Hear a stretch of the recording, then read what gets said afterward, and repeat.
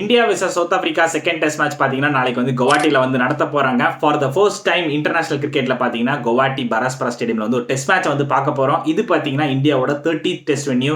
So இன்ட்ரெஸ்டிங்காக இருக்க போது. ஸோ நாளைக்கு நம்ம நியூ வென்யூல வந்து ஒரு டெஸ்ட் மேட்ச் வந்து பார்க்க போறோம். அன்பார்ச்சுனேட்லி இந்தியன் டீம்ல பார்த்தீங்கன்னா captain Shubman Gill is ruled out for the second test match. So Rishabh Pant is gonna be the captain for the second test match for team India. So அவர் ஆல்ரெடி பார்த்தீங்கன்னா இந்தியா சவுத் ஆப்பிரிக்கா ஏல captain பண்ண ஒரு experience இருக்கு. So நல்லா பண்ணுவார் நான் நினைக்கிறேன். சுப்மன் கில்லோட பிளேஸ்ல யார் வருவான்னு பார்த்தீங்கன்னா எய்தர் சாய் சுதர்ஷன் வரதுக்கு அதிக சான்சஸ் இருக்கலாம், இல்லைனா நிதிஷ்குமார் ரெட்டி வருவார் நான் நினைக்கிறேன். சவுத் ஆப்பிரிக்கா சைட்லையும் பார்த்தீங்கன்னா ஒரு இன்ஜுரி கன்சர்ன் இருக்கு. கங்கேஸ்வர் Rabada is ruled out for the second test match. So அவருக்கு கவரப்பா பார்த்தீங்கன்னா லுங்கி நெகிடியை வந்து எடுத்துட்டு வந்திருக்காங்க. ஸோ அவர் லெவலில் வருவாரா என்னங்கிறது தெரியல. டெவால் பிரேவிஸ் வரதுக்கு அதிக சான்சஸ் இருக்கு. ஏன்னா லாஸ்ட் மேட்சே பார்த்துப்போ சவுத் ஆப்பிரிக்கா பேட்டிங்ல கொஞ்சம் கஷ்டப்பட்டாங்க. ஸோ டெவால் பிரேவிஸ் வந்தா ஒரு டிஃபரன்ஸ் வந்து மேக் பண்ணுவாரு. So last match south Africa பயங்கரமான ஒரு லோ ஸ்கோரிங்கை வந்து டிஃபெண்ட் பண்ணாங்க இந்தியாவுக்கு எதிராக. அந்த ஒரு ஸ்பின் ஷோக்கை வந்து காமிச்சிருந்தாங்க இந்தியாவுக்கு எதிராக. இந்த ஒரு பர்டிகுலர் மேட்ச் வந்து இந்தியா வின் பண்ணால் மட்டும்தான் சீரிஸை வந்து லெவல் பண்ண முடியும். இல்லைனா சவுத் ஆப்பிரிக்கா 2-0 இந்தியா வந்து ஒயிட் வாஷ் பண்ணிடுவாங்க.